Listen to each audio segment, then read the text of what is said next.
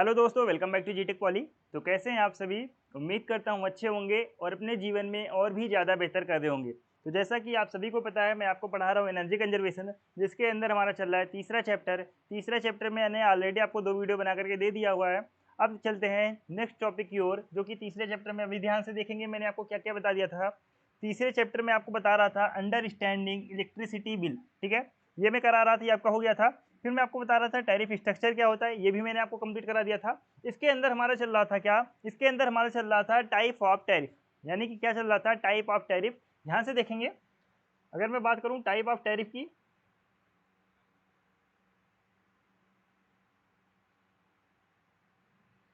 यहाँ पे ध्यान से देखेंगे, मैंने आपको टाइप ऑफ जो टैरिफ है ये बताया हुआ था, जिसमें से मैंने आपको साधारण टैरिफ यानी कि सिंपल टैरिफ आपको कंप्लीट करा दिया है, फ्लैट रेट टैरिफ मैंने आपको कंप्लीट करा दिया है, ब्लॉक रेट टैरिफ मैंने आपको कंप्लीट करा दिया है, और टू पार्ट टैरिफ भी मैंने आपको कंप्लीट करा दिया है। उसके अलावा मैंने आपको मौसमी टैरिफ भी मैंने आपको कंप्लीट करा दिया है। अब कौन कौन से बचे हुए आपके, एक बचा हुआ है फ्लैट डिमांड रेट टैरिफ, दूसरा आपका बचा हुआ है मैक्सिमम डिमांड टैरिफ, तीसरा आपका बचा हुआ है पावर फैक्टर टैरिफ, चौथा आपका बचा हुआ है 3 भाग टैरिफ, और आपका पांचवा बचा हुआ है पीक लोड टैरिफ। ठीक है, तो चलते हैं इसके बारे में बात कर लेते हैं। तो ध्यान से देखेंगे, ध्यान से देखेंगे,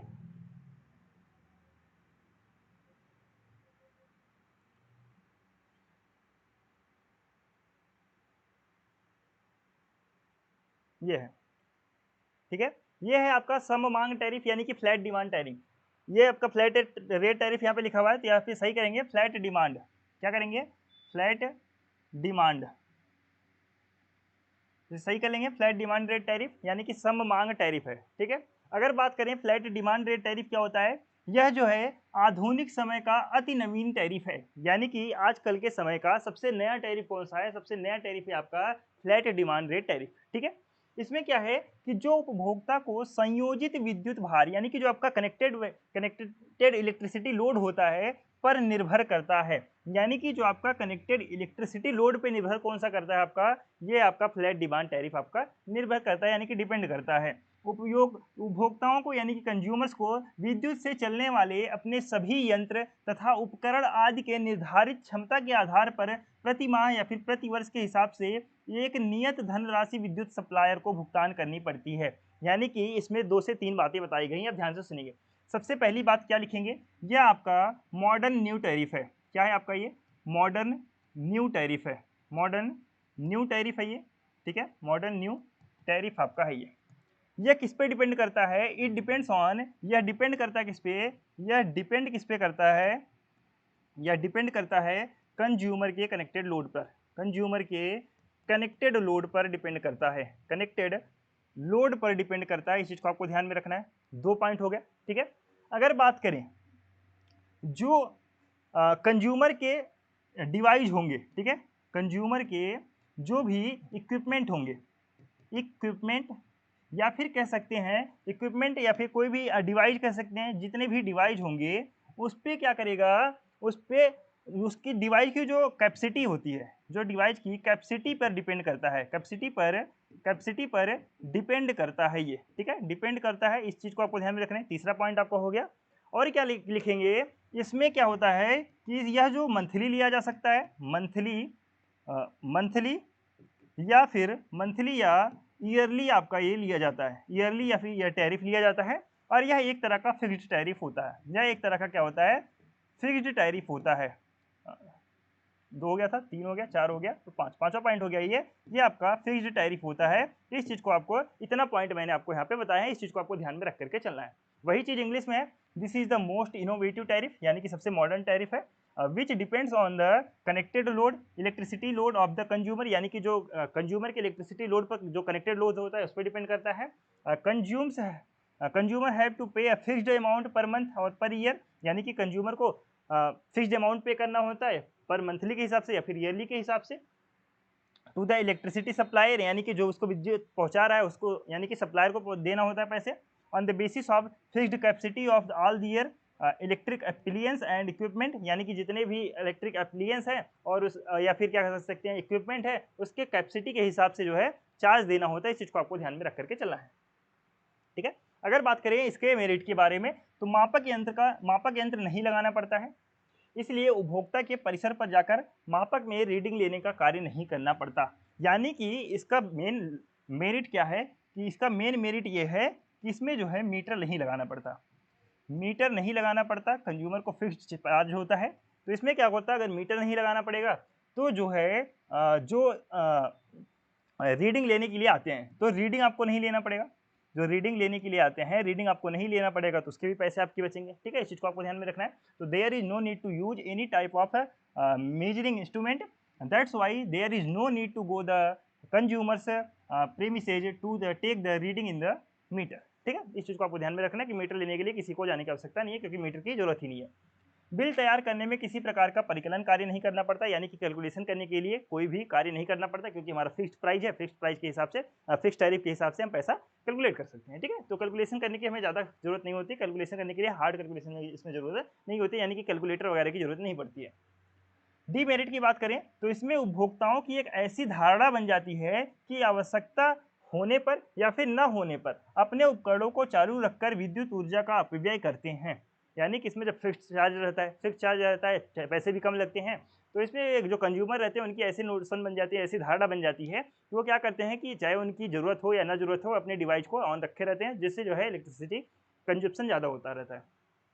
इस चीज़ को आपको ध्यान में रखना है। In this such perceptions is created among the consumers that even when there is no need they waste electrical energy by keeping their appliances on. यानी कि जब उन्हें जरूरत नहीं होती फिर भी वो अपने अप्लियंस यानी कि उपकरण को ऑन रखते हैं, जिसकी वजह से एनर्जी का हानि होता है। इस चीज़ को आपको ध्यान में रखना है। अगर बात करें इसके एप्लीकेशन का, इसका एप्लीकेशन क्या है, तो इसका उपयोग वहीं पर होता है जहां विद्युत उपयोग करने वाले का समय ज्ञात होता है। यानी कि इसका उपयोग वहां पे किया जाता है जहां पे हमें ये ज्ञात होता है कि आप जो है इतने समय से लेकर के, मान लीजिए 2 PM से लेकर के 5 PM तक, यानी कि इतने समय के बीच में आप इलेक्ट्रिसिटी यूज करने वाले हैं। ठीक है, अगर मॉडर्न टाइप में बात करें तो ज़्यादातर यूज नहीं किया जाता, इसको ज़्यादातर यूज नहीं किया जाता। यूज कहाँ पे किया जाता है, एग्रीकल्चर कार्य के लिए इस चीज़ को यूज किया जाता है। कहाँ यूज किया जाता है, एग्रीकल्चर कार्य के लिए इस चीज़ को यूज किया जाता है। इस चीज़ को आपको ध्यान में रखना है। ठीक है, इतना आपको ध्यान में रख करके चलना है। अब बात कर लेते हैं नेक्स्ट है क्या आपका मैक्सिमम डिमांड टैरिफ क्या होता है। ठीक है, यानी कि मैक्सिमम डिमांड टैरिफ क्या होता है समझेंगे। यह 2 भाग टैरिफ का ही एक सरलतम रूप है। यानी कि 2 पार्ट टैरिफ मैंने आपको जो बताया उसका इजीएस्ट फॉर्म कौन सा है, उसका इजीएस्ट फॉर्म है मैक्सिमम डिमांड टैरिफ।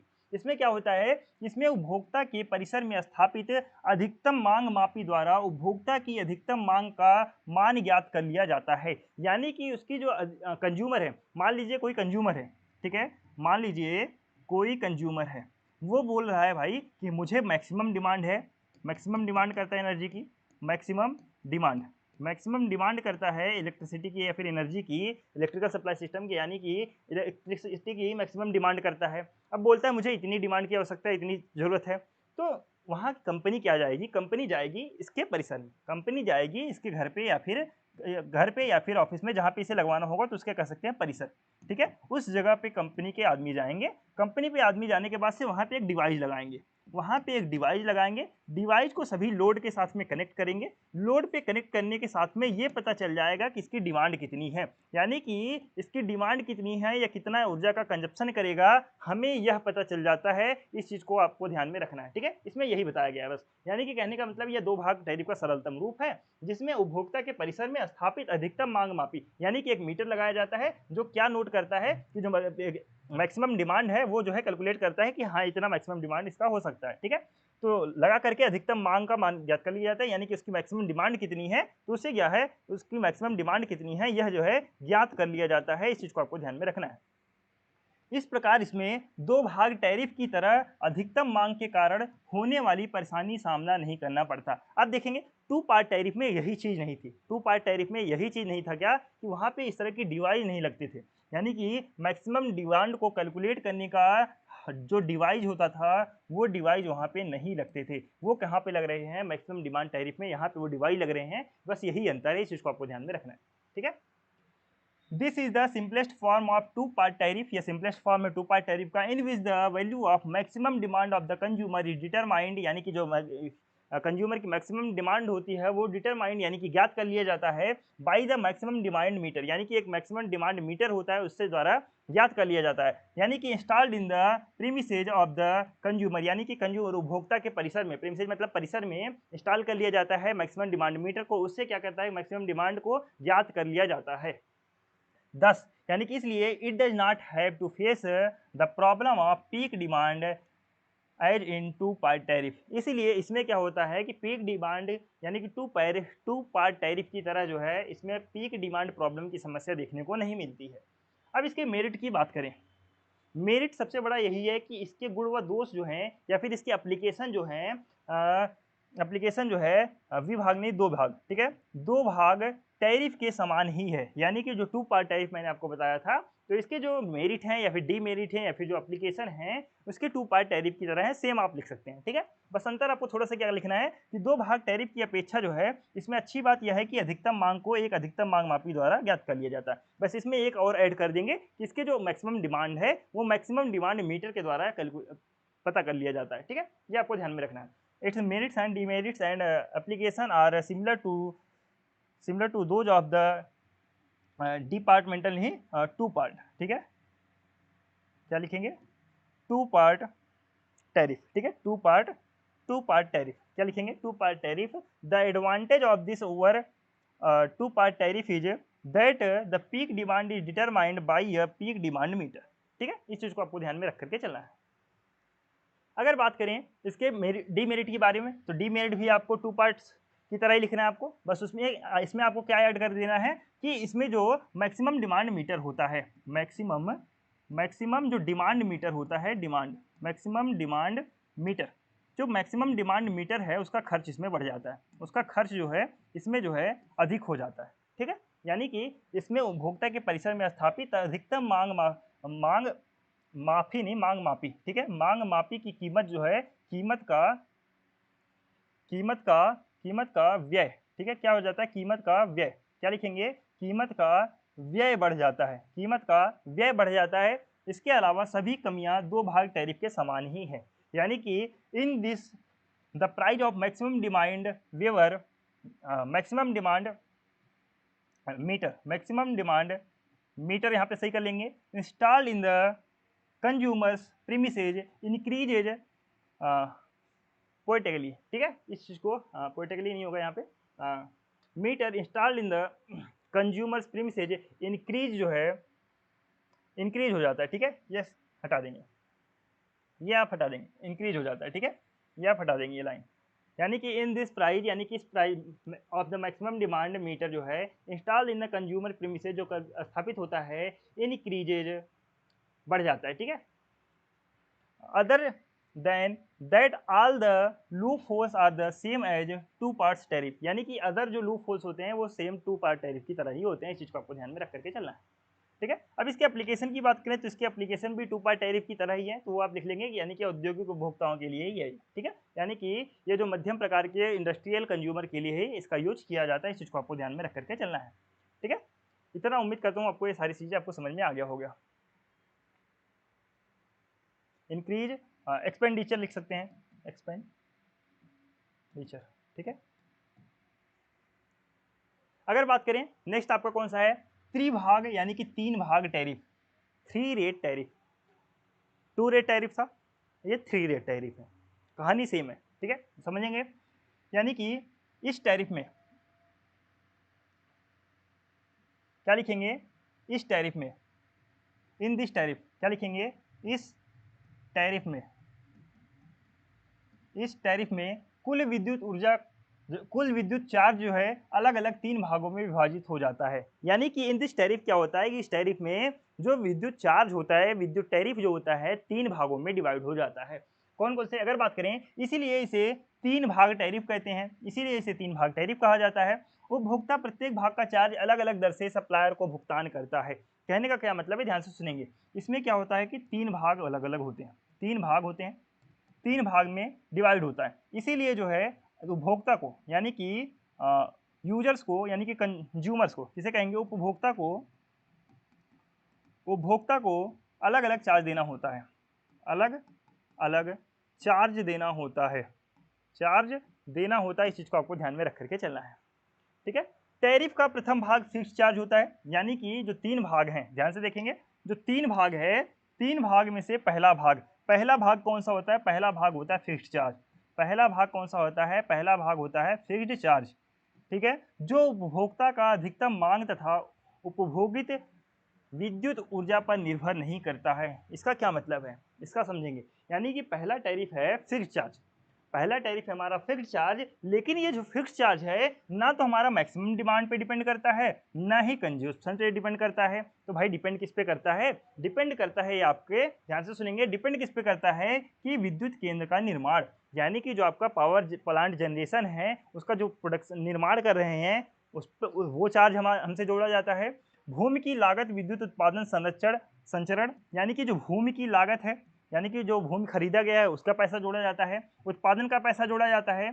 संचरण का पैसा जोड़ा जाता है, यानी कि ट्रांसमिशन का पैसा जोड़ा जाता है। उसके साथ साथ वितरण में प्रयुक्त मशीन उपकरण की प्रारंभिक लागत जोड़ी जाती है। उसके साथ साथ वेतन जोड़े जाते हैं।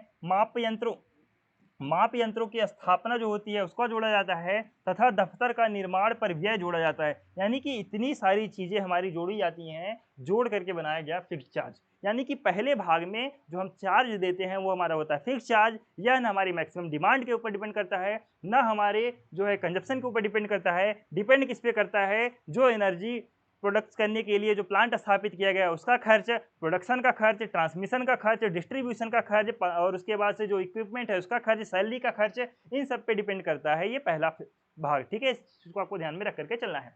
यानी कि वही चीज इंग्लिश में, the first part of the tariff is fixed charge which does not depend of the maximum demand of the consumer and the consumed electrical energy. ठीक है, उसके बाद क्या है? For example the construction power station, cost of the land, initial cost of the machinery and the equipment used in power generation।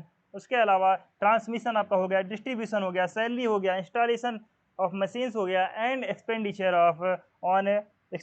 On the construction of the office. ठीक है, इन सब चीज़ों के ऊपर ये डिपेंड करता है, इसको आपको ध्यान में रख करके चलना है। अब बात करें अगर दूसरे भाग की, यानी कि दूसरे भाग में क्या होता है? दूसरा भाग फिक्स्ड चार्ज होता है जो उपभोक्ता की अधिकतम मांग पर निर्भर करता है। दूसरा भाग भी क्या होता है? दूसरा भाग भी फिक्स्ड चार्ज होता है। यानी कि पहला भाग भी हमारा फिक्स्ड चार्ज हो गया, पहला भाग हमारा फिक्स्ड चार्ज हो गया, लेकिन यह डिपेंड फिक्स्ड चार्ज हो गया, लेकिन यह डिपेंड नहीं करता है। डिपेंड किस पे नहीं करता? डिपेंड नहीं करता किस पे? डिपेंड नहीं करता मैक्सिमम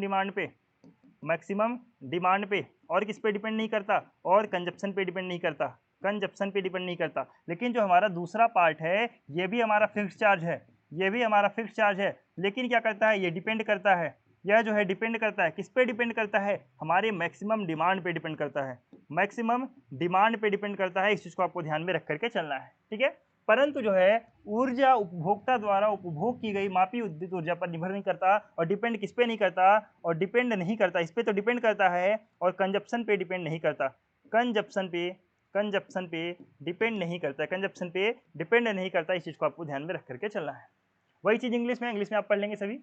तीसरा भाग ऑपरेटिंग चार्ज अथवा रनिंग चार्ज होता है। तीसरा भाग क्या होता है? Operating charge. तीसरा भाग क्या हो गया? ऑपरेटिंग चार्ज या फिर रनिंग चार्ज होता है। ठीक है, इस चीज़ को आपको ध्यान में रख करके चलना है। तीसरा भाग कौन सा हो गया? तीसरा भाग आपको हो गया रनिंग चार्ज।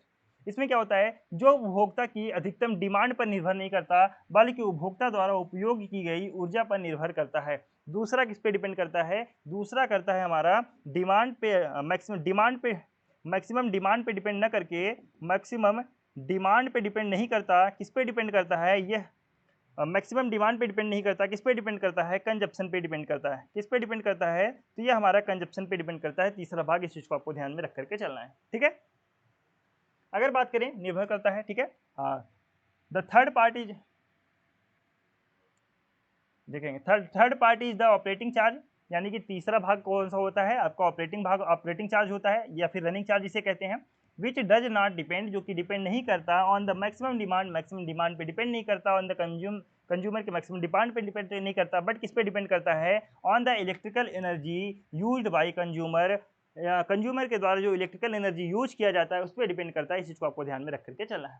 ठीक है, इसका एक फार्मूला है, ध्यान से सुनेंगे। Total charges is equal to A plus B dot kilowatt plus C dot kilowatt hour, यानी कि ए डॉट बी किलोवाट और सी जो है किलोवाट आवर। ठीक है, ए क्या है, ए है कांस्टेंट चार्ज, ए है आपका फिक्स चार्ज, मैंने आपको बताया, जो कि डिपेंड बिल्कुल नहीं करता किसी भी चीज़ पे। बी है आपका मैक्सिमम डिमांड है आपका, बी क्या है मैक्सिमम डिमांड का है। के डब्ल्यू क्या है, के डब्ल्यू आपका है मैक्सिमम डिमांड जो है, मैक्सिमम डिमांड जो है इन किलोवाट में है। ठीक है, के डब्ल्यू क्या है, जो आपका मैक्सिमम डिमांड है वो किलोवाट में है। ठीक है, अगर बात करें सी क्या है, सी हमारा जो है कंज्यूम्ड एनर्जी है। ए है आपका फिक्स्ड एनर्जी, बी है आपका मैक्सिमम डिमांड सॉरी, ए है आपका फिक्स्ड चार्ज, बी है आपका मैक्सिमम डिमांड, सी है आपका कंज्यूम्ड एनर्जी। ठीक है, इस चीज़ को आपको ध्यान में रखना है। और के डब्ल्यू एच क्या है, के डब्ल्यू एच है consumed energy in kilowatt hour. ठीक है, ये चीज़ आपको ध्यान में रख करके चलना है। अगर बात करें इसके मेरिट के बारे में, तो यह एकमात्र ऐसा टैरिफ है जिसमें 3 वास्तविक चार्जेज के आधार पर अलग अलग दर से उपभोक्ता से विद्युत चार्ज वसूल किए जाते हैं। यानी कि इसकी बात करें अगर मेरिट के बारे में, तो कुछ खास मेरिट नहीं है। मेरिट को दिखाने के लिए बस ये लिख दिया गया है कि यह एक तरह का ऐसा मेरिट है जिसमें 3 अलग अलग तरह से चार्ज वसूले जाते हैं, यानी कि 3 भाग होते हैं, जिसको मेरिट में दिखा दिया गया है। ठीक है, ये चीज़ आपको ध्यान में रखना है। तो this is the only tariff in which electricity charges are recovered from the consumer, यानी कि यह एक तरह का सिर्फ ऐसा टैरिफ होता है जिसमें इलेक्ट्रिसिटी चार्ज जो है कंज्यूमर से रिकवर किया जाता है, लिया जाता है एट डिफरेंट रेट्स, यानी कि अलग अलग रेट पर on the basis of 3 actual charges, यानी कि 3 अलग अलग चार्जेस के हिसाब से डिफरेंट चार्ज लिया जाता है कंज्यूमर से। इस चीज़ को आपको ध्यान में रखना है। डीमेरिट की बात करें तो 3 भाग है, तो इसमें जो कैलकुलेशन हो जाएगा, कैलकुलेशन हार्ड हो जाएगा, तो हार्ड कैलकुलेशन हो गया। बिल तैयार करने में अधिकतम समय लगेगा, अगर कैलकुलेशन हार्ड है तो टाइम भी अधिक लगेगा बिल तैयार करने में। मीटर का खर्च बढ़ जाता है, यानी कि इसमें मीटर लगाया जाता है, तो इसलिए इसमें मीटर का खर्च बढ़ जाता है। इस चीज़ को आपको ध्यान में रखना है। अगर इसकी एप्लीकेशन की बात करें तो इसका प्रयोग जो है थोक उपभोक्ता के रूप में किया जाता है, यानी कि जो थोक कंज्यूमर हैं, यानी कि जो बहुत बड़ी बल्क मात्रा में बिजली को यूज करते हैं, तो उसके लिए यूज किया जाता है इस टैरिफ को। इस चीज़ को आपको ध्यान में रखना है, यानी कि it is use for bulk consumers, यानी कि बहुत ज़्यादा कंज्यूमर, यानी कि जब कंज्यूमर बहुत ज़्यादा हो जाते हैं, यानी कि बल्क कंज्यूमर्स के रूप में जो है इसे इस्तेमाल किया जाता है इस टैरिफ को। इस चीज़ को आपको ध्यान में रख करके चलना है। ओके, अब ध्यान देंगे आगे आपका है पावर फैक्टर टैरिफ। नेक्स्ट कौन सा आपका, power factor tariff. Power factor tariff क्या होता है, ध्यान से सुनेंगे। यह जो है यह 2 भाग टैरिफ का विकसित रूप है, यानी कि जो पावर फैक्टर टैरिफ है आपका, यह 2 भाग टैरिफ का ही एक विकसित रूप है। इसका मुख्य उद्देश्य संपूर्ण विद्युत पावर सिस्टम का उच्च पावर फैक्टर कायम रखना है। यानी कि जो, ध्यान से सुनेंगे, यानी कि पहला पॉइंट मैंने आपको बताया, यह जो है ये विकसित रूप है, यानी कि जो है यह जो है इवोल्यूशन, यानी कि इवोल्यूटेड फॉर्म है, इवोल्यूशन फॉर्म है ये, यानी कि क्या कहेंगे, it is an evolution form है ये, evolution form of two part tariff, ये लिख सकते हैं पहला पॉइंट में। दूसरे पॉइंट में आप क्या लिख सकते हैं, इसका मुख्य उद्देश्य संपूर्ण विद्युत पावर सिस्टम का पावर फैक्टर कायम रखना है। इट्स मेन पर्पज क्या है, मेन पर्पज क्या कर सकते हैं कि जो पावर फैक्टर है, यानी कि इसका मेन ऑब्जेक्टिव क्या कर सकते हैं कि जो पावर फैक्टर को कायम मतलब मेंटेन रखना, कि जो पावर फैक्टर है टू मेंटेन पावर फैक्टर, क्या लिख सकते हैं, टू मेंटेन की स्पेलिंग, हाँ मेंटेन क्या हो सकता है, हाँ टू मेंटेन पावर फैक्टर, ठीक है, टू मेंटेन पावर फैक्टर, ये आपका दूसरा हो जाता है। इस तरह से आप लिख सकते हैं। इस टैरिफ में उपभोक्ता को उच्च पावर फैक्टर कायम करने के लिए बाध्य किया जाता है, यानी कि इसमें कंज्यूमर को बोलता जाता है कि भैया तुम्हें जो है हाई पावर फैक्टर, यानी कि हाई पावर फैक्टर ही रखना है, हाई पावर फैक्टर रखना है। इसमें जो है कंज्यूमर को हाई पावर फैक्टर रखने के लिए क्या किया जाता है, फोर्स किया जाता है, यानी कि बाध्य किया जाता है। क्यों किया जाता है भाई, क्यों बोला जाता है कि आप पावर फैक्टर हाई रखो, क्योंकि विद्युत पावर प्लांट तथा विद्युत मशीनों की दक्षता विद्युत सप्लाई सिस्टम के पावर फैक्टर पर निर्भर करती है। यानी कि जो तीसरा पॉइंट क्या लिखेंगे, जो पावर प्लांट की एफिशिएंसी होती है, जो पावर प्लांट हो गया, जो पावर प्लांट या फिर क्या कह सकते हैं, जो मशीनरी होती है, जो मशीन्स होते हैं, उनकी इफिशियंसी किस पे डिपेंड करती है, इफिशियंसी, इफिशियंसी किस पे डिपेंड करती है? इफिशियंसी किस पे डिपेंड करती है? वो डिपेंड करती है पावर फैक्टर के ऊपर। किस पे डिपेंड करती है? पावर फैक्टर के ऊपर डिपेंड करती है। इस चीज़ को आपको ध्यान में रख करके चलना है, ठीक है। तो यही आपका 4 पॉइंट इसमें है, तो इस चीज़ को आपको ध्यान में रख करके चलना है। इंग्लिश में वही चीज़, it is an evolution of the two part tariff, यानी कि यह जो है विकसित रूप होता है टू पार्ट टैरिफ का। इट्स मेन ऑब्जेक्टिव, यानी कि इसका मुख्य उद्देश्य इज टू मेंटेन करना होता है हाई पावर फैक्टर को मेंटेन करना होता है of the entire electrical power system, यानी कि पूरी तरह से, यानी कि पूरी इलेक्ट्रिकल पावर सिस्टम में जो है इसका मुख्य उद्देश्य हाई पावर फैक्टर को मेंटेन करना होता है। इन दिस टैरिफ, यानी कि इस टैरिफ में द कंज्यूमर इज फोर्स्ड, यानी कि कंज्यूमर को बाध्य किया जाता है to maintain a higher power factor, यानी कि हाई पावर फैक्टर मेंटेन करने के लिए इस टैरिफ में कंज्यूमर को बाध्य किया जाता है, ठीक है। As the efficiency of the electrical power plants and electrical machine depends on the power factor of the power supply system, यानी कि जो इसके प्लांट होते हैं, मशीनरी होती है, वो किस पे डिपेंड करता है? वो पावर फैक्टर के ऊपर डिपेंड करता है। इस चीज़ को आपको ध्यान में रखना है, यानी कि इसका जो इंटायर पावर सप्लाई सिस्टम है, वो इसके इंटायर पावर सप्लाई सिस्टम का जो पावर फैक्टर के ऊपर डिपेंड करता है। इस चीज़ को आपको ध्यान में रख करके चलना है, ठीक है। अगर बात करें किलोवाट एम्पियर अधिकतम मांग टैरिफ, ध्यान से देखेंगे। अगर बात करें, ध्यान से देखेंगे,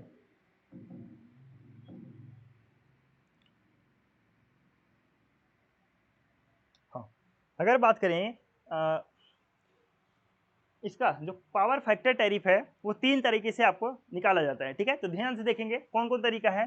पहले तरीके की बात कर रहा है कि किलोवाट एम्पियर अधिकतम मांग टैरिफ, यानी कि किलोवाट मैक्सिमम डिमांड टैरिफ, यानी कि kilowatt ampere maximum demand tariff. इसका क्या फार्मूला है कि टोटल चार्जेज जो होता है A dot kilowatt ampere plus B dot kilowatt hour में लिया जाता है, ठीक है। यानी कि इसका फार्मूला याद रखेंगे। पावर फैक्टर 3 तरीके से आपका निकाला जाता है चार्जेज जो है टैरिफ में, यानी कि पावर फैक्टर टैरिफ के 3 तरीके से चार्जेज जोड़े जाते हैं। कौन कौन से? एक तो है किलोवाट एम्पियर अधिकतम मांग टैरिफ, यानी कि kilowatt ampere maximum demand tariff. इसका फार्मूला क्या होता है? इसका फार्मूला किस तरह से निकाला जाता है? इसका चार्ज किस तरह से लिया जाता है? इसका चार्ज निकालने का फार्मूला है A dot A multiply kilowatt ampere plus B dot kilowatt hour, ठीक है, ये याद रखेंगे।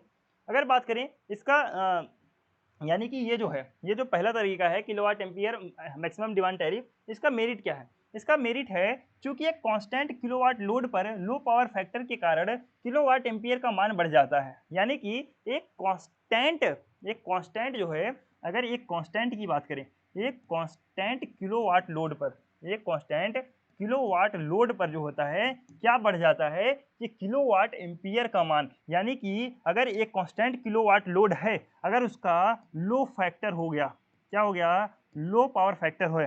अगर उसका लो पावर फैक्टर है तो लो पावर फैक्टर के कारण क्या हो जाता है? किलोवाट एम्पियर का मान बढ़ जाता है। किलो वोल्ट एम्पियर का मान जो है बढ़ जाता है। इसीलिए क्या होता है? इसीलिए अधिकतम मांग का विद्युत ऊर्जा, यानी कि KVA का मान भी बढ़ जाता है, यानी कि जो मैक्सिमम डिमांड के इलेक्ट्रिकल चार्जेज है, यानी कि अगर किलोवाट एम्पियर का मान बढ़ेगा तो मैक्सिमम डिमांड, यानी कि जो मैक्स डिमांड है, मैक्स डिमांड का जो इलेक्ट्रिकल जो चार्ज है वो भी क्या होगा? वो भी इंक्रीज हो जाएगा। वो भी क्या हो जाएगा? वो भी इंक्रीज होगा, यानी कि वो भी बढ़ जाएगा, ठीक है। इस चीज़ को आपको ध्यान में रखना है। तो फलस्वरूप उपभोक्ता लो पावर फैक्टर रखना पसंद नहीं करता है, इसीलिए जो है कंज्यूमर जो है लो पावर फैक्टर रखना पसंद नहीं करता है। अभी मैं आपको समझाऊंगा पावर फैक्टर क्या है, क्योंकि आपका पूरा टॉपिक है पावर फैक्टर का, ठीक है। तो अभी समझाऊंगा, बस अभी आपको यहाँ ध्यान रखना है कि पावर फैक्टर नाम की कोई चिड़िया है, ठीक है, ये आपको ध्यान में रख करके चलना है। तो since at the constant kilowatt load due to low power factor, the value of a kilovolt ampere increases, the electric charge of the maximum demand is रुपए में is value of kilowatt also increases. As the result, the consumer does not like to pay. As the result, consumer does not like to pay. क्या होगा? नहीं, like to have low power factor, बिल्कुल सही है, ठीक है, बिल्कुल सही है। यानी कि एज रिजल्ट के रूप में क्या होता है कि कंज्यूमर जो है लो पावर फैक्टर रखना पसंद नहीं करता है, ठीक है। इस चीज़ को आपको ध्यान में रख करके चलना है। अगर बात करें फिर दूसरा आपका आता है, दूसरा कौन सा है? दूसरा है किलोवाट आवर तथा kilowatt ampere reactive hour tariff, यानी कि कौन सा आपका? किलोवाट आवर, यानी कि KWH, कौन सा है? KWH, उसके साथ में तथा किलोवाट एम्पियर रिएक्टिव, यानी कि kVARH, ठीक है, क्या है, kilowatt ampere reactive hour tariff.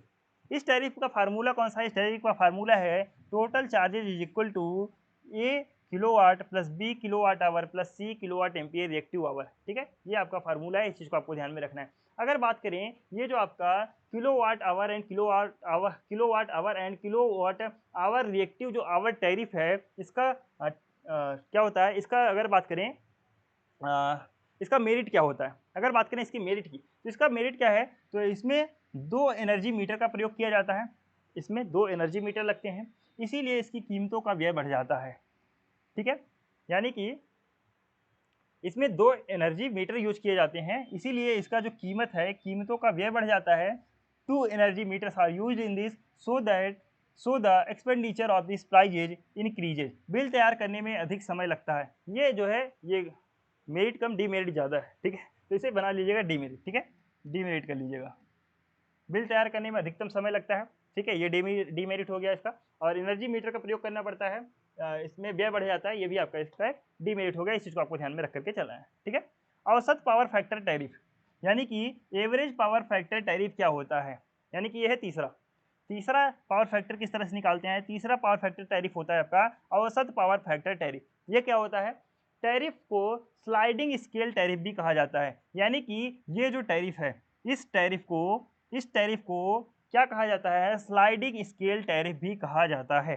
ध्यान से सुनेंगे, इस टैरिफ को स्लाइडिंग स्केल टैरिफ कहा जाता है।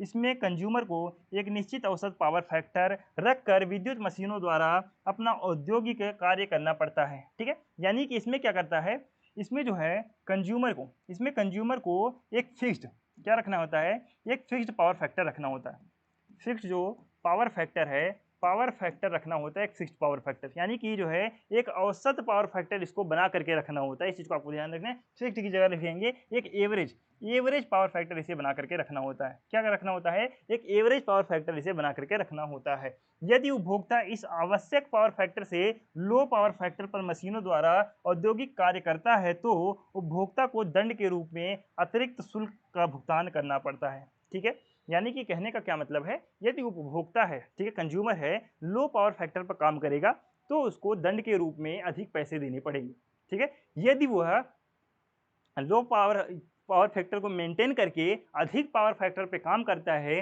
तो उसको इनाम भी दिया जाएगा, ठीक है, उसको क्या कर सकते हैं, इनाम भी उसको दिया जाता है, इस चीज़ को आपको ध्यान में रखना है।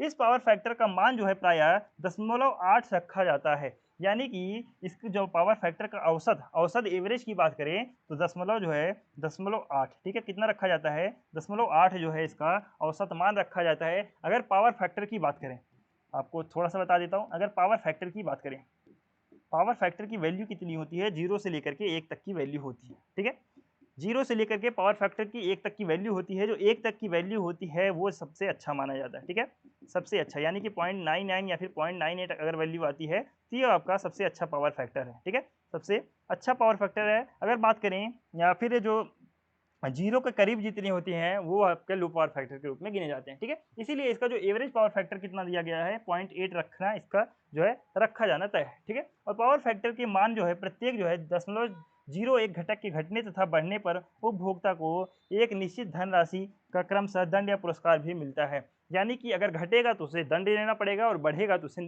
जो है पुरस्कार दिया जाता है, इस चीज़ को आपको ध्यान में रख करके चलना है। तो उम्मीद करता हूँ आपको पावर फैक्टर टैरिफ आपको समझ में आ गया होगा।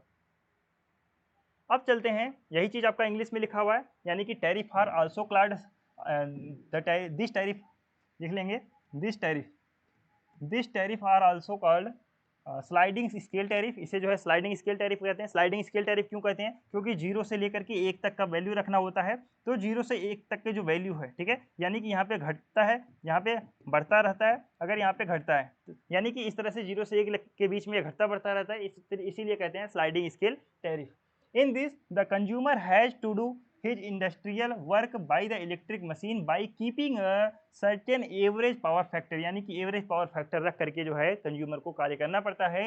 If the consumer does industrial work with machines at power factor lower than this required power factor, then the consumer has to pay additional charges as a penalty, यानी कि अगर जो है कंज्यूमर जो रहता है एक फिक्स्ड पावर फैक्टर से अगर उसका नीचे लोअर पावर फैक्टर पे काम करता है तो इसे जो है पेनाल्टी के रूप में अधिक पैसे देने पड़ते हैं। The value of this average power factor is usually kept as 0.8 and every, यानी कि कहने का मतलब है जो वैल्यू है, यानी कि जो पावर फैक्टर की वैल्यू है, यानी कि जो पावर फैक्टर की वैल्यू है वो कितनी रखी जाती है, एवरेज वैल्यू कितनी रखी जाती है, वो एवरेज वैल्यू रखी जाती है 0.8, यानी कि 0.8 रखी जाती है। और अगर ये वैल्यू 0.01 से घटती है तो घटने के बाद से अगर 0.01 से घट जाती है तो उसको दंड देना पड़ेगा। अगर जो है ये 0.01 बढ़ जाती है तो उसे पुरस्कार मिलेगा। ठीक है, इस चीज़ को आपको ध्यान में रख करके चलना है। तो value of power factor, the consumer gets penalty as the reward of the certain amount of the decreases and increases the component respectively. ठीक है, यानी कि उसे दंड पुरस्कार मिलता है। इस चीज़ को आपको ध्यान में रख करके चलना है। अब बात कर लेते हैं कंपोनेंट ऑफ पावर, आपका सिलेबस में है कंपोनेंट ऑफ पावर। समझ लेते हैं क्या होता है कंपोनेंट ऑफ पावर।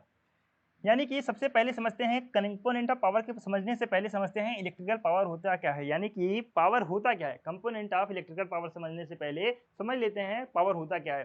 तो विद्युत शक्ति जो है, विद्युत पावर जो होता है, इलेक्ट्रिकल पावर जो होता है, पर इकाई समय में किया जाने वाला विद्युतीय कार्य है। यानी कि कहने का क्या मतलब है, electrical power is electrical work done per unit time. यानी कि ध्यान से सुनेंगे, यानी कि P is equal to, P को क्या कहते हैं, हम कहते हैं electrical power. Electrical power is equal to क्या है कि पर यूनिट समय में किया जाने वाला कार्य, W। कार्य को क्या कहते हैं, W से हम रिप्रेजेंट करते हैं। तो पर यूनिट समय यानी कि T, पर यूनिट समय में किया जाने वाला कार्य क्या है, हमारा इलेक्ट्रिकल पावर है। तो P is equal to W/T, यह फार्मूला हो जाता है। इस चीज़ को आपको ध्यान में रखना है। यहाँ पे डेरिवेशन आपको करने की जरूरत नहीं है। ठीक है, डेरिवेशन आपको करने की जरूरत नहीं है क्योंकि आपका कॉमन सब्जेक्ट है, तो उतना डिटेल में आपको जाने की जरूरत नहीं है। विद्युत शक्ति के 3 घटक होते हैं, यानी कि there are 3 components of electrical power. कौन कौन से, एक है आपका KW यानी कि किलोवाट। किलोवाट को कहा जाता है ट्रू कंपोनेंट या फिर एक्टिव, क्या कहते हैं, एक्टिव पावर कंपोनेंट। क्या कहा जाता है, या तो इसे कहा जाता है ट्रू कंपोनेंट या फिर इसे कहा जाता है एक्टिव पावर कंपोनेंट। हिंदी में कहते हैं वास्तविक, क्या कहते हैं, वास्तविक घटक। हिंदी में क्या कहते हैं, वास्तविक घटक, वास्तविक घटक कहते हैं इसको हिंदी में। ठीक है, इस चीज को आपको ध्यान में रखना है।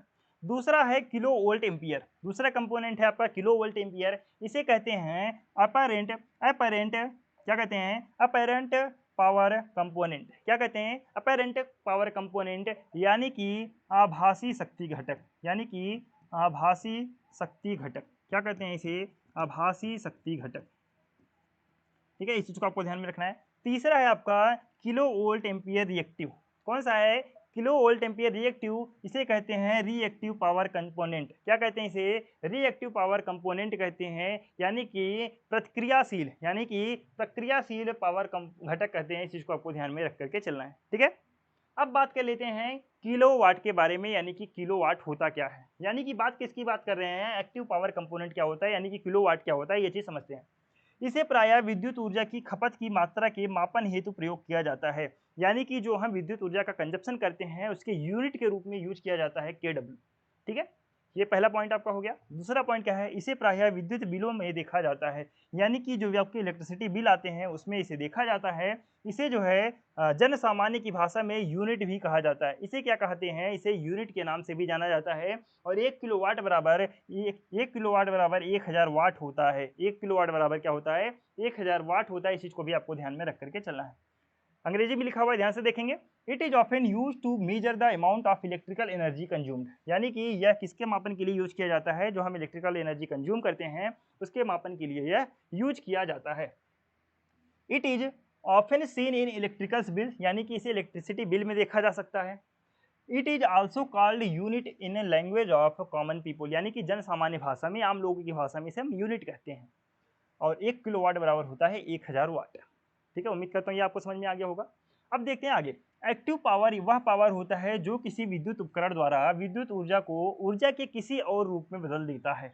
यानी कि एक्टिव पावर, यानी कि KW ऐसा पावर होता है जो किसी इक्विपमेंट द्वारा, यानी कि इलेक्ट्रिसिटी इक्विपमेंट द्वारा विद्युत ऊर्जा को ऊर्जा के किसी और रूप में बदल देता है। यानी कि कहने का क्या मतलब है कि एक्टिव पावर किलोवाट पावर एक ऐसा पावर होता है जो किसी उपकरण की सहायता से या किसी डिवाइस की सहायता से, इक्विपमेंट की सहायता से हमारी विद्युत ऊर्जा को किसी और ऊर्जा में बदल देता है। यानी कि जैसे कि विद्युत मोटर विद्युत ऊर्जा को गतिज ऊर्जा में बदल देता है। यानी कि जैसे कि विद्युत गति मोटर ऊर्जा, जो विद्युत आपके मोटर ऊर्जा होता है उसको क्या कहता है, गतिज ऊर्जा में बदल देता है। इस चीज़ को आपको ध्यान में रखना है, ठीक है। इसे पी से प्रदर्शित करते हैं, यानी किसे किसी पी से डोनेट किया जाता है। डोनेट किसे कहते हैं, पी से कहते हैं। P is equal to V I cos phi होता है, इसका मात्रक वाट होता है। यानी कि पी का फार्मूला अगर बात करें, के डब्ल्यू का फार्मूला, के डब्ल्यू का फार्मूला यानी कि पी इज इक्वल टू क्या होता है, पी इज इक्वल टू होता है वी यानी कि वोल्ट, आई मतलब कि एम्पियर यानी कि धारा, और कॉस फाई, ठीक है, कॉस फाई। इसका मात्रक होता है, इसका मात्रक होता है वाट। ये भी आपको ध्यान में रखना है। तो active power is the power that is generated by an electrical device that converts electrical energy into some other form, ठीक है, some other form of energy, जो यानी कि यह एक्टिव पावर इस तरह की पावर होती है जो कि किसी डिवाइस की सहायता से इलेक्ट्रिकल पावर एनर्जी को किसी और फॉर्म में कन्वर्ट कर देती है। सच है जैसे कि एन इलेक्ट्रिकल मोटर, जैसे कि एक इलेक्ट्रिकल मोटर जो होता है that convert the electrical energy को काइनेटिक एनर्जी यानी कि किसमें प्रदर्शित कर देता है, गतिज ऊर्जा में आपका चेंज कर देता है।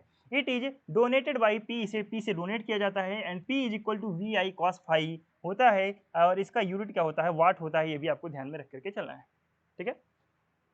अब बात कर लेते हैं क्या होता है के वी ए आर, यानी कि kilo volt ampere reactive power. क्या होता है, इसे कहते हैं रिएक्टिव पावर। क्या कहा जाता है, इसे कहा जाता है रिएक्टिव पावर। रिएक्टिव पावर ध्यान से सुनेंगे, रिएक्टिव पावर जो होता है वह पावर होता है जो किसी विद्युत उपकरण या फिर सिस्टम में किसी ना किसी रूप में क्षय होती है। इसका क्या मतलब है, क्षय होने का मतलब होता है लॉस होना। यानी कि रिएक्टिव पावर ऐसा पावर होता है जो किसी विद्युत उपकरण या फिर सिस्टम में किसी ना किसी रूप में हमारा लॉस होता रहता है। जब हम ऐसे किसी विद्युत मोटर को इलेक्ट्रिकल पावर सप्लाई दी जाती है तो उसका कुछ भाग सर्वप्रथम उसमें फलस्वरूप उत्पन्न करने में और कुछ भाग कॉपर लॉस और कोर लॉस के रूप में व्यर्थ हो जाता है। यानी कि ध्यान से सुनेंगे, जब इस मोटर को, यानी कि जैसे जब किसी मोटर को इलेक्ट्रिकल पावर दी जाती है, जब किसी मोटर को हम चालू करने के लिए उसमें इलेक्ट्रिकल पावर देते हैं तो उसका कुछ भाग जो है सर्वप्रथम क्या होता है, यानी कि उस भाग में पहले क्या होता है, फ्लक्स उत्पन्न करने में कुछ भाग जो है उसका एनर्जी का जो है कुछ फ्लक्स उत्पन्न करने में, यानी कि कुछ भाग कॉपर लॉस और कोर लॉस के रूप में हमारा लॉस हो जाता है, व्यर्थ हो जाता है, जिसे रिएक्टिव पावर कहते हैं, ठीक है। इसे जो है Q से प्रदर्शित करते हैं और Q इज इक्वल टू होता है वी आई साइन फाई। इसे Q से प्रदर्शित करते हैं और Q इज इक्वल टू होता है वी आई साइन फाई, ठीक है। इसका मात्रक वाट होता है, यानी कि उसका भी मात्रक वाट था, इसका भी मात्रक वाट होता है। इस चीज़ को आपको ध्यान में रखना है। यहाँ पे इंग्लिश में लिखा हुआ है, ये चीज़ आप पढ़ लेंगे, इंग्लिश में लिखा हुआ आप पढ़ लेंगे, ठीक है। अब बात कर लेते हैं अपेरेंट पावर, यानी कि आभासी पावर किलो वोल्ट एम्पियर का। ये क्या होता है, अपेरेंट पावर वह पावर होता है जो किसी विद्युत उपकरण या फिर सिस्टम को इनपुट में दी जाती है। यानी कि आभासी पावर ऐसा पावर होता है जो किसी इलेक्ट्रिकल पावर सिस्टम में इनपुट के तौर पे दिया जाता है। यह एक्टिव पावर और रिएक्टिव पावर का योग होता है। यानी कि हम कह सकते हैं एक्टिव पावर, यानी कि एक्टिव पावर कौन सा, K V A is equal to kilo watt पर plus kilo volt ampere reactive, ठीक है। तो ये फार्मूला निकल के आ जाता है। यानी कि यह जो है एक्टिव पावर रिएक्टिव पावर का योग होता है। इसकी रेटिंग केवीए में होती है, यानी कि इसकी जो रेटिंग किसमें किया जाता है, किलो वोल्ट एम्पियर में इसकी रेटिंग की जाती है। जिस भी विद्युत उपकरण के आउटपुट में इलेक्ट्रिकल पावर मिलती है उन सभी उपकरणों की रेटिंग जो है केवीए में किया जाता है। उसकी रेटिंग किसमें की जाती है, यानी कि ध्यान से सुनेंगे, जिस भी विद्युत उपकरण के आउटपुट में इलेक्ट्रिकल पावर मिलती है उन सभी उपकरणों की रेटिंग भी केवीए यानी कि किलो वोल्ट एम्पियर में की जाती है। इसे जो है एस से प्रदर्शित करते हैं और S is equal to V I होता है। यानी कि S is equal to V I होता है, इसका मात्रक होता है वोल्ट, इसका मात्रक होता है वोल्ट। ध्यान से देखेंगे, किलो वाट का मात्रक क्या था, वाट। किलो वाट एम्पियर रिएक्टिव का मात्रक क्या था, वाट, ठीक है। लेकिन किलो वोल्ट एम्पियर का मात्रक क्या है, वोल्ट, ठीक है। ये चीज आपको ध्यान में रखना है। Apparent power is the power given at the input and electrical device, यानी कि अपेरेंट पावर ऐसा पावर होता है जो किसी पावर सिस्टम इलेक्ट्रिकल डिवाइस में इनपुट के तौर पे दिया जाता है। It is sum of active power and reactive power, यह जो है एक्टिव पावर और रिएक्टिव पावर का सम होता है, योग होता है। Its rating is its rating इसकी केवीए में इसकी दी जाती है। The rating of all electrical equipment in the output of which electrical power is available in KVA, यानी कि इसकी जो रेटिंग होती है सभी इलेक्ट्रिकल पावर की इक्विपमेंट जो आउटपुट के रूप में निकलती है उसकी रेटिंग भी किसमें की जाती है, केवीए में की जाती है। और it is denoted by S, या एस से डिनोट किया जाता है, और एस इज इक्वल टू होता है वी आई, और द यूनिट कौन सा होता है, यूनिट इसका होता है वोल्ट। ये आपको ध्यान में रख करके चलना है, ठीक है। अब चलते हैं आगे। अब आपका आता है पावर फैक्टर, ठीक है। अब आपका क्या आता है, पावर फैक्टर क्या होता है, समझते हैं इसे। पावर फैक्टर क्या होता है? पावर फैक्टर एक्टिव पावर और अपीयरेंट पावर का अनुपात होता है। क्या होता है पावर फैक्टर? पावर फैक्टर जो होता है आपका एक्टिव पावर कौन सा था आपका, KW, यानी कि हम कह सकते हैं power factor is equal to active power upon reactive power,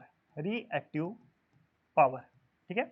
इस चीज को आपको ध्यान में रख करके चलना है। क्या कह सकते हैं हम, power factor is equal to active power upon reactive power, हम ये कह सकते हैं। इसे जो है cos फाई से व्यक्त किया जाता है, इसे क्या cos फाई से व्यक्त किया जाता है, it is denoted by the cos phi. या फिर कह सकते हैं पावर फैक्टर को एक और कह सकते हैं, पावर फैक्टर को क्या कह सकते हैं, ध्यान से देखेंगे। ये क्या है आपका, ये है आपका, ध्यान से देखेंगे, ये है आपका क्या, रियल पावर, यानी कि बेस है आपका ये, ठीक है। ये आपका ए मान लीजिए, ये आपका बी मान लीजिए, ये आपका सी मान लीजिए, ठीक है। ध्यान से समझेंगे, ये हो गया, बी हो गया, सी हो गया। ये आपका क्या है, ये आपका वोल्ट, और ये आपका क्या है, ये आपका हो गया आई, ठीक है। इस चीज इस तरह समझ सकते हैं, ये आपका वोल्ट, ये आपका आई, ध्यान से समझेंगे। तो आपका पावर फैक्टर क्या है, पावर फैक्टर जो है आपका एक्टिव पावर, ठीक है, कौन सा आपका, रियल पावर को कहते हैं एक्टिव पावर, ठीक है। यानी कि एक्टिव पावर अपान जो है रिएक्टिव पावर कह सकते हैं, इसको कह सकते हैं पावर फैक्टर। इस चीज को आपको ध्यान में रखते हुए चल रहा है। यानी कि हम कह सकते हैं कि जो पावर फैक्टर है, क्या लिख सकते हैं कि पावर फैक्टर जो है हमारा, पावर फैक्टर एक्टिव पावर, यानी कि active power and reactive power के बीच का कोड होता है, रिएक्टिव पावर के बीच का कोड होता है, बीच का कोड होता है, कोड होता है, ठीक है। ये लिख सकते हैं। यानी कि power factor is angle between the active power and reactive power, ठीक है, ये कह सकते हैं आप। पावर फैक्टर का अधिकतम मान 1 हो सकता है, यानी कि the value of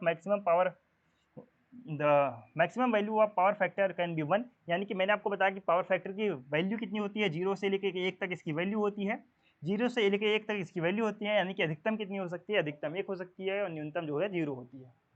power factor हमेशा एसी सिस्टम में विभिन्न प्रकार के विद्युत लोड के कारण होता है, यानी कि पावर फैक्टर जो होता है एसी सिस्टम में अलग अलग तरह के लोड के कारण जो होता है, अलग अलग प्रकार के विद्युत लोड के कारण होता है क्या हमारा पावर फैक्टर। यानी कि power factor is always due to different types of electrical loads in an AC system, ठीक है। ये आपको ध्यान में रख करके चलना है।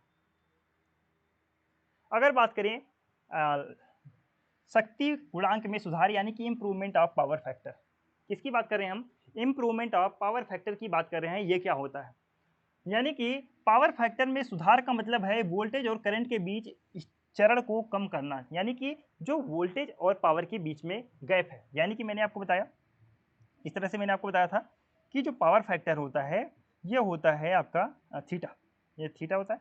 तो पावर फैक्टर जो होता है आपका active power and reactive power के बीच का कोण होता है, यानी कि ये जो आपका बीच का गैप है इसको कम करना होता है। यानी कि इसका परफॉर्मेंस का मतलब होता है, यानी कि इसके परफॉर्मेंस यानी कि सुधार का मतलब है कि इन दोनों का जो बीच है का गैप है, यानी कि जो बीच का अंतर है उसको कम करना है, इसका मेन मकसद है।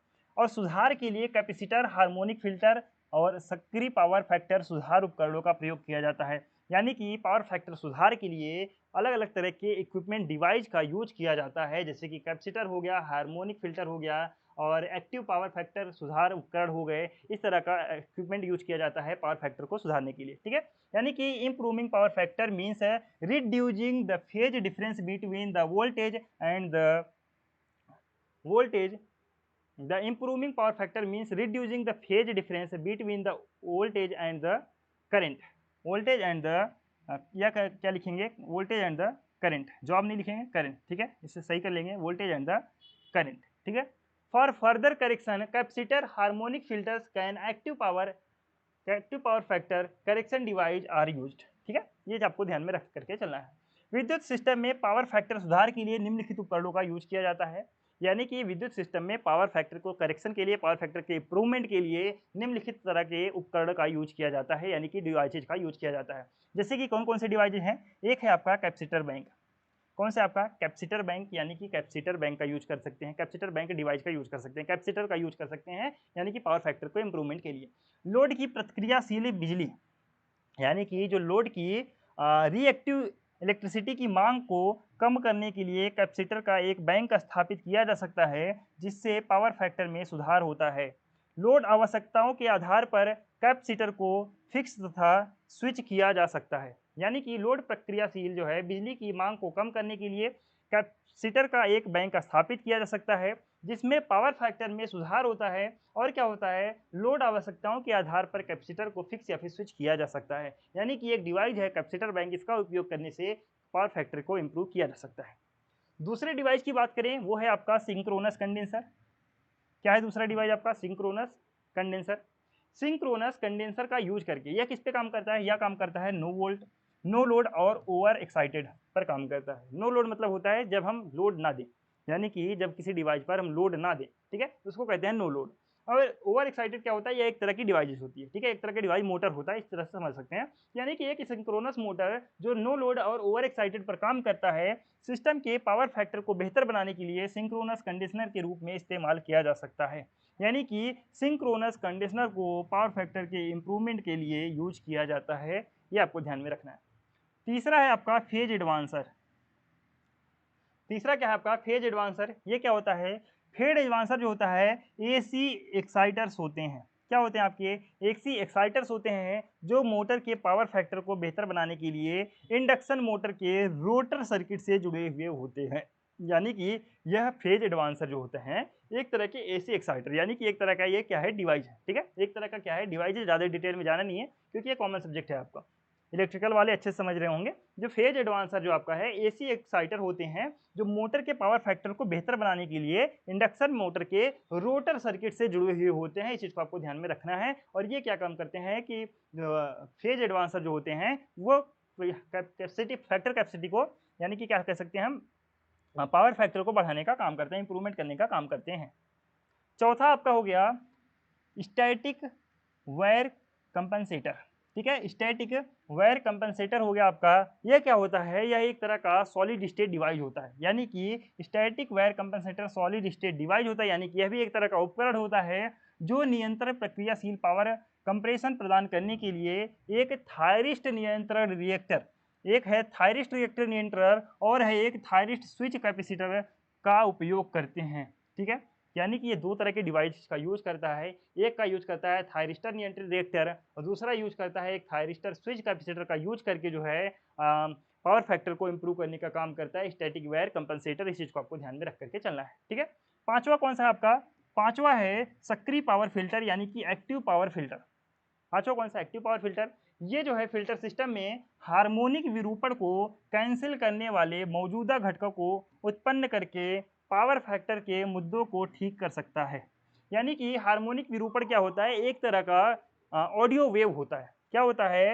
एक तरह का ऑडियो वेव होता है। इस वेव में जब बहुत सारे ऑटोमेटिक एक्स्ट्रा वेव आ जाते हैं, ठीक है, एक्स्ट्रा वेव आ जाते हैं, उसको कहते हैं हार्मोनिक विरूपण। तो इसको कैंसिल करने वाले जो मौजूदा घटकों को उत्पन्न करने, यानी कि जो जो फिल्टर सिस्टम में हार्मोनिक होता है, हार्मोनिक विरूपण के कारण जो कैंसिल करने वाले मौजूदा घटक को उत्पन्न करके पावर फैक्टर के मुद्दों को ठीक करता है कौन? सक्रिय पावर फिल्टर। इस तरह से यह इंप्रूवमेंट पावर फैक्टर के इंप्रूवमेंट को बढ़ाने का काम करता है। ये भी आपको ध्यान में रख करके चलना है।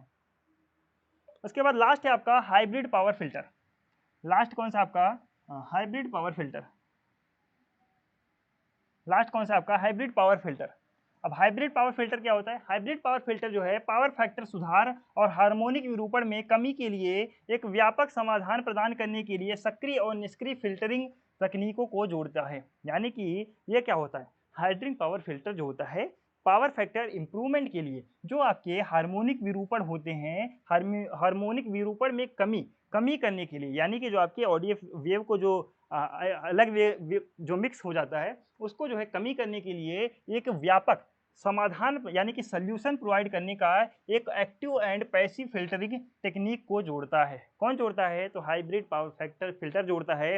इस तरह से इसमें जो है पावर फैक्टर को इम्प्रूवमेंट किया जा सकता है। ठीक है, ये आपको ध्यान में रख करके चलना है। अब बात कर लेते हैं आपका है सेंसन लोड यानी कि स्वीकृत भार क्या होता है। स्वीकृत भार को कनेक्टेड लोड भी कहते हैं। क्या कहते हैं? स्वीकृत भार को कनेक्टेड लोड भी कहते हैं। यानी कि स्वीकृत या फिर कनेक्टेड लोड कुल बिजली की आपूर्ति है, यानी कि ये जो है टोटल पावर सप्लाई होता है। क्या? Sanction load. सेंसन लोड को क्या कह सकते हैं? Connected load. इसे क्या कह सकते हैं हम? Connected load. इसे कह सकते हैं कनेक्टेड लोड। और कनेक्टेड लोड का क्या मतलब है? इसका मतलब होता है total power supply. Total power supply.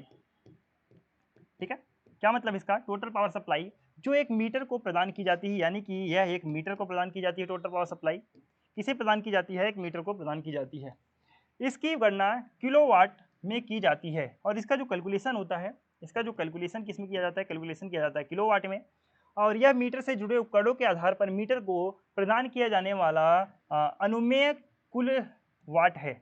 अनुमेय मतलब परमिसिबल। ठीक है, क्या होता है? परमिसिबल कुल किलोवाट है, यानी कि यह मीटर से जुड़े उपकरण के आधार पर मीटर को प्रदान किया जाने वाला, यानी कि जो मीटर को प्रदान किया जाने वाला परमिसिबल जो होता है कुल किलोवाट होता है। इस चीज को आपको ध्यान में रख करके चलना है। ठीक है, स्वीकृत जो है भारत की गणना लोड के साथ उपयोग जो है स्वीकृत लोड की गणना। ठीक है, स्वीकृत लोड की गणना, स्वीकृत जो लोड की गणना होती है, भारत ने लिखा है स्वीकृत लोड की गणना लोड के साथ उपयोग मशीन, उपकरण, पंखे, रोशनी आदि द्वारा तय की जाती है। यानी कि जो कनेक्टेड लोड है उसकी कैलकुलेशन किस तरह से करते हैं? जो आपके लोड में कनेक्टेड डिवाइसेज हैं, जैसे कि आपका मशीन कोई हो गया, इक्विपमेंट कोई हो गया, आपका पंखा हो गया, लाइट हो गया, इस तरह की इक्विपमेंट को लोड के साथ जो है उपयोग किया जा सकता है। इस चीज़ को आपको ध्यान में रख करके चलना है। वही चीज़ आपका इंग्लिश में, इंग्लिश वाले पढ़ लेंगे थोड़ा सा।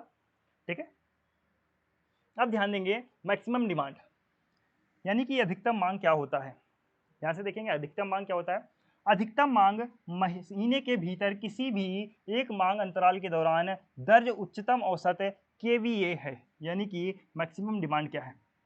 मैक्सिमम डिमांड, मैक्सिमम डिमांड जो है आपका किसी भी एक फिक्स्ड समयांतराल में, फिक्स्ड टाइम पीरियड में, फिक्स्ड टाइम पीरियड में, टाइम पीरियड में हाई हाई दौरान जो है high high average, high average अधिकतम अधिकतम मांग महीने के भीतर किसी भी एक मंथ मांग अंतराल के दौरान जो है उच्चतम औसत केवीए है। यानी कि जो है मैक्सिमम डिमांड क्या है? किसी फिक्स टाइम के अंदर जो है, यानी कि फिक्स टाइम के अंदर जो है हाई एवरेज केवीए है, high average kilo volt ampere है। इस चीज़ को आपको ध्यान में रख करके चलना है। ठीक है, मांग अंतराल आमतौर पर 30 मिनट होता है, यानी कि ये जो फिक्स्ड टाइम पीरियड है आमतौर पर कितना होता है? 30 मिनट का होता है। आमतौर पर यह 30 मिनट का होता है। लेकिन फिर क्या होता है? उपयोगिता से उपयोगिता में, यानी कि यूटिलिटी से यूटिलिटी में 15 मिनट से 60 मिनट तक भिन्न हो सकता है। यानी कि जो आपके यूजेज हैं या जो आपकी यूटिलिटी है, जो आपकी उपयोगिता है, उपयोगिता से उपयोगिता के बीच में यह 15 मिनट से लेकर के 60 मिनट तक भी भिन्न हो सकता है, यानी कि डिफरेंट हो सकता है। मांग को त्रिवेक्टर मीटर यानी कि डिजिटल ऊर्जा मीटर का उपयोग करके मापा जाता है। यानी कि जो इसका डिमांड होता है उसको कैसे मापा जाता है? उसको मापा जाता है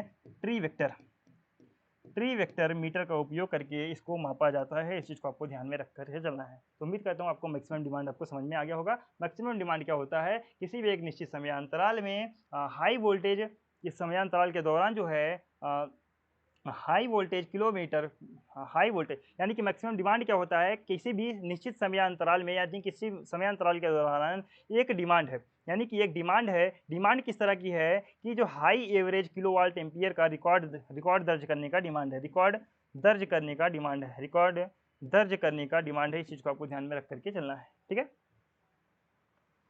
अब अगर बात करें नेक्स्ट आपका कौन सा है? Contract demand. नेक्स्ट है आपका कॉन्ट्रैक्ट डिमांड। क्या होता है? कॉन्ट्रैक्ट डिमांड बिजली की वह मात्रा है।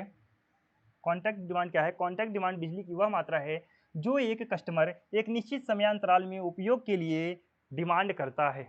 यानी कि यह एक ऐसा डिमांड होता है, यह एक ऐसा मात्रा होता है, अनुमान मांग जो है बिजली की एक ऐसी मात्रा होती है जो एक कस्टमर जो होता है एक निश्चित समयांतराल में उपयोग के लिए डिमांड करता है। ठीक है, उपयोग के लिए क्या करता है? डिमांड करता है।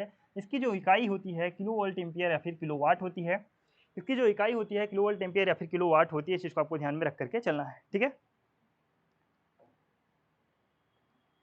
अगर आगे बात करें, यह जो है विद्युत शक्ति का वह मात्रा है जिस पर उपभोक्ता उपयोगिता के साथ सहमत होता है, यानी कि अपनी यूटिलिटी के साथ में सहमत होता है। और इसका मतलब यह होता है कि यह होगा कि उपयोगिता को निर्दिष्ट क्षमता के लिए योजना बनानी होगी, यानी कि जो आपकी यूटिलिटी है, यानी कि जो आपकी यूटिलिटी है, जो आपकी उपयोगिता है, उसके लिए आपको एक प्लान बनाना होगा। इसके लिए आपको क्या बनाना होगा? एक प्लान बनाना होगा। प्लान के तहत आपको जो है एग्रीमेंट आपको करना होता है, यानी कि एग्री आपको रहना होता है, यानी कि सहमत आपको रहना होता है। ठीक है, तो उम्मीद करता हूँ आपको ये समझ में आ गया होगा। इंग्लिश वाले आप इंग्लिश में पढ़ लेंगे। लास्ट टॉपिक है आपका monthly minimum charges. Last topic कौन सा है आपका? मंथली मिनिमम चार्जेज क्या होता है, ध्यान से देखेंगे।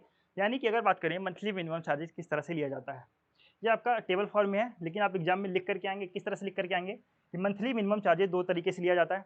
1 मिनट का टाइम देंगे, बस 1 मिनट का, 1 मिनट का टाइम देंगे।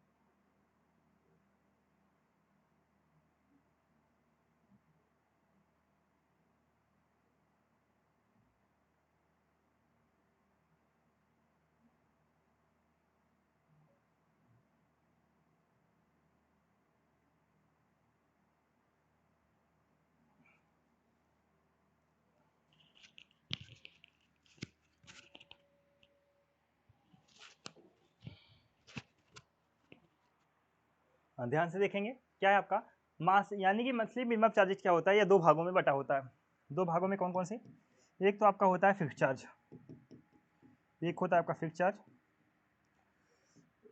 दूसरा कौन सा होता है? दूसरा होता है आपका एनर्जी चार्ज। दूसरा कौन सा होता है? Energy charge. तो इस तरह से एग्जाम में लिख के आएंगे कि आपका जो मंथली मिनिमम चार्जेज होता है वो दो भागों में बटा होता है। पहला होता है फिक्स चार्ज, दूसरा होता है एनर्जी चार्ज। ध्यान देंगे, जो फिक्स चार्ज होता है वो आपका अलग अलग होता है। फिक्स चार्ज होता है आपका अलग अलग लिया जाता है, यानी कि अलग अलग कैपेसिटी के हिसाब से अलग अलग लिया जाता है। जैसे कि अगर बात करें 2 किलो वाट पर, यानी कि अप टू 2 किलो वाट पर आपका फिक्स चार्ज कितना होगा? 20 रुपये पर किलो वाट पर मंथ, यानी कि 20 रुपये पर किलो वाट पर मंथ रहता है। अगर आप 2 किलो वाट से लेकर के 5 किलो वाट तक अगर आप कैपेसिटी लगवाते हैं तो आपका फिक्स चार्ज कितना रहेगा? 50 रुपीज़ पर मंथ। ठीक है, 50 रुपीज़ जो है किलो वाट पर मंथ रहता है।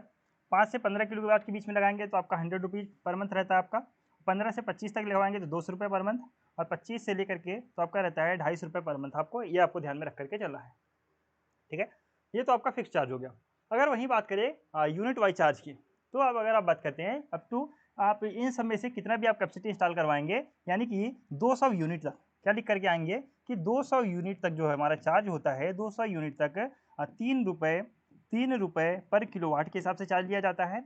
उसके बाद 201 से लेकर के 400, 201 से लेकर के 400 यूनिट तक हमारा 4.5 रुपये पर यूनिट, 4.5 रुपये पर किलोवाट पर आवर के हिसाब से हमारा चार्ज लिया जाता है। ठीक है, उसके बाद जो है 800, 400 से लेकर के 800, ठीक है, 401 से लेकर के 800 यूनिट पर हमारा 6.5 रुपये पर किलोवाट चार्ज लिया जाता है। और 801 से लेकर के 1200 रुपये, 7 रुपये लिया जाता है। और 1200 से लेकर के अधिक पे 8 रुपये पर जो है किलोवाट पर आवर के हिसाब से चार्ज लिया जाता है। इस तरह से आपको लिख करके आना है। ठीक है, और ये डेटा कब का है? डेटा है आपका फाइनेंशियल ईयर 2020-21 का डेटा है। ठीक है, ये आपको ध्यान में रख करके चलना है। तो मासिक न्यूनतम मासिक आपको इस तरह से आपको लिखना है कि दो भागों में बांट करके लेते हैं, फिक्स चार्ज और एनर्जी चार्ज। फिक्स चार्ज आपका ये होता है, एनर्जी चार्ज आपका इस तरह से आप बांट करके लिख करके आएंगे। तो ये आपका, यानी कि ध्यान से देखेंगे, यानी कि ये जो आपका चैप्टर था, यानी कि ये जो आपका तीसरा चैप्टर था, तीसरा चैप्टर में ये जो आपका टॉपिक था, चौथा सब टॉपिक था अंडरस्टैंडिंग इलेक्ट्रिसिटी बिल, आपका कंप्लीट हो गया। ये आपका टाइप आपका कंप्लीट हो गया, सिंगल लाइन डायग्राम आपका कंप्लीट हो गया, losses in electrical power system आपका कंप्लीट हो गया, इलेक्ट्रिसिटी बिल आपका कंप्लीट हो गया, टैरिफ स्ट्रक्चर कंप्लीट हो गया, कंपोनेंट ऑफ पावर आपका कंप्लीट हो गया, पावर फैक्टर आपका कंप्लीट करा दिया मैंने, इंप्रूवमेंट ऑफ पावर फैक्टर ये भी आपका हो गया कंप्लीट। ठीक है, और पावर फैक्टर क्या होता है ये भी मैंने आपको कंप्लीट कर दिया। कॉन्सेप्ट ऑफ सेंसर लोड क्या होता है, मैक्सिमम डिमांड क्या होता है, कॉन्ट्रैक्ट डिमांड क्या होता है, और मंथली मिनिमम चार्जेस क्या होता है, ये मैंने आपको पूरी तरीके से कंप्लीट करा दिया। उम्मीद करता हूँ आपको ये सारी चीज़ें समझ में आया है। कल से आप ट्रांसफार्मर के बारे में आपको बताऊंगा, यानी कि ट्रांसफार्मर वाले टॉपिक पे आप चलेंगे। तो उम्मीद करता हूँ आप सभी को लेक्चर पसंद आया होगा, हर एक टॉपिक आपको समझ में आया होगा। जो भी टॉपिक आपको समझ में ना आया हो आप कमेंट करके लिख दीजिएगा, सर मुझे ये टॉपिक नहीं समझ में आया, मैं आपको दोबारा से समझा दूंगा, ठीक है। और उम्मीद करता हूँ क्लास आपको पसंद आया होगा, तो अपने सभी दोस्तों के साथ में शेयर करेंगे, लाइक भी करेंगे। और मिलते हैं बहुत जल्द नेक्स्ट क्लास में, तब तक के लिए टाटा बाय बाय, ध्यान रखेंगे।